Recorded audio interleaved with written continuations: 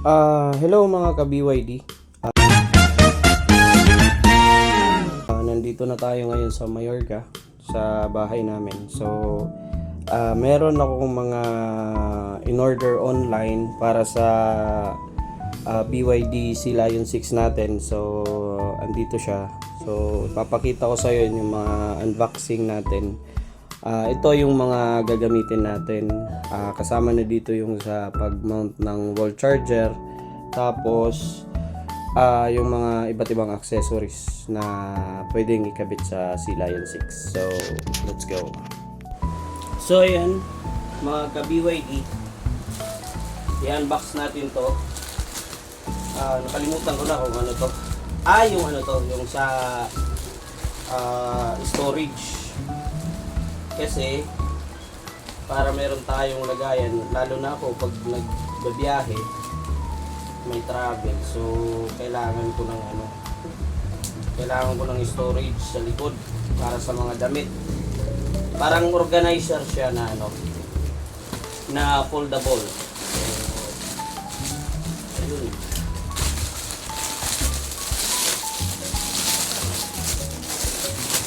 So ayan mga ka-BYD, ito siya. So, foldable siya. So, ang gagawin dito, ano ba to? Yun lang, hindi ko alam. What? Ito pala. Parang ganyan. Tapos, ito, ilalagay sa ganyan siguro. Tama ba? Ito yung takip niya.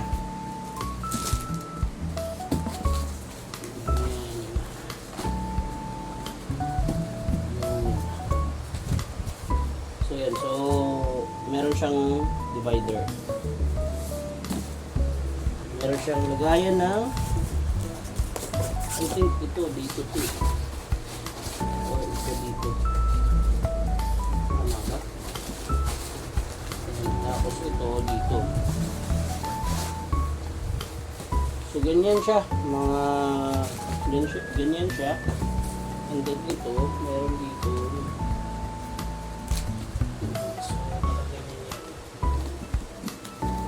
Tapos itong isa nakaganito. So may takip siya.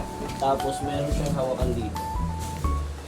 So ayun, yun yung unang natin. Siyempre importante yan sa atin kasi nagbumabiyahe tayo. And then ito. Ito naman yung sa trunk. Yung pinaka niya, yung tray niya doon na kasama sana to sa sa mating. Ito yung mating sa likod. Kaso nauna yung order ko ng mating para sa loob. Kasi nga mas mahal. Tiningnan ko sa online, mas mahal yung buo. So kaya pinaghiwalay ko ng order. At least nakasave ako ng mga around 300 or 200 ata yun. Oh my God! Wow! So ito yun guys, mating para sa likod. Para at least kung may mga ilalagay tayo na mga basa, hindi siya didirekta dun sa takip ng trunk natin. At least mas mabilis malinisan. Kaysa yun, kailangan pang i-vacuum. Ito, tatanggalin mo na lang. Ayan. Yun lang yung problema kasi lukot siya. Kailangan natin ibalik yung pagkakaano niya. So, ayan. Ito yung mating niya. Ayusin natin yung So I think ito yung para doon sa Anyways, mamaya aanin natin yan. And then ito on side. Ito yung box ito yung panel na para sa wall charger natin. Ipapasok natin ito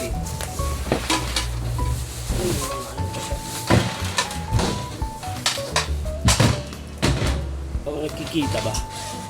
Nakikita naman pala. So,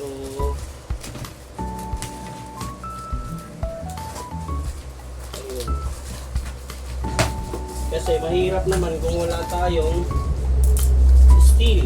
Kasi parang naka-open lang yung ano natin. Magiging naka-open lang. Ayun. So yan. Meron pa siyang mga para hindi siya ma-damage. Ito. Ano ba to? Ayan, ganyan. So ito yung cord niya sa loob. Tapos meron siyang mga lock dito.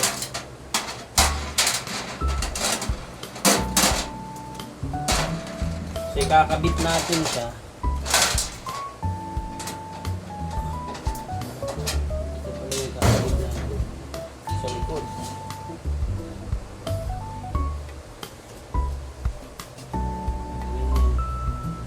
Anyway, ano natin to?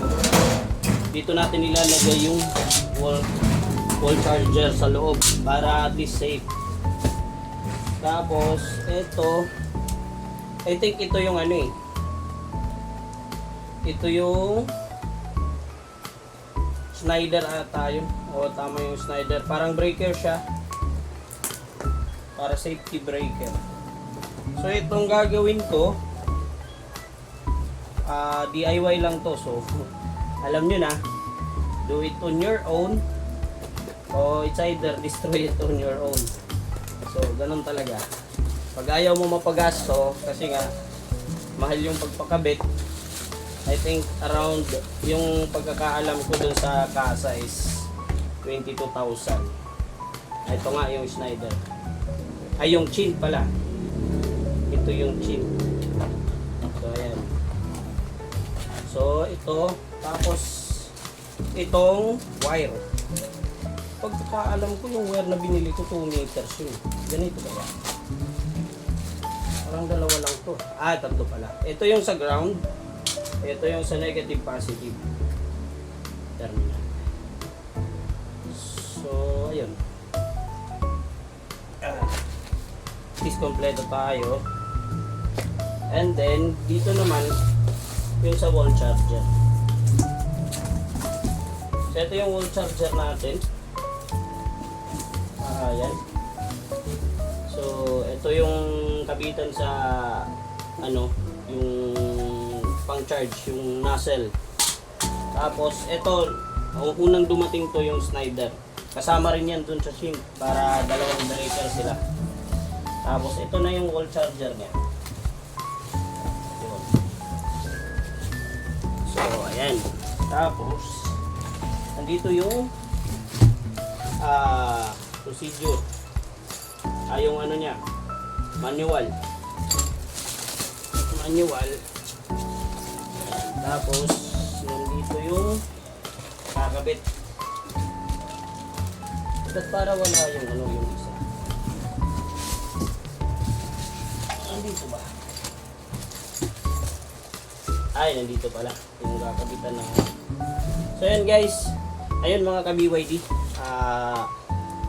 upload na lang ulit tayo ng video para ikabit natin itong lahat para at least makita nyo paano gagawin yung wall charger. So thank you at maraming salamat.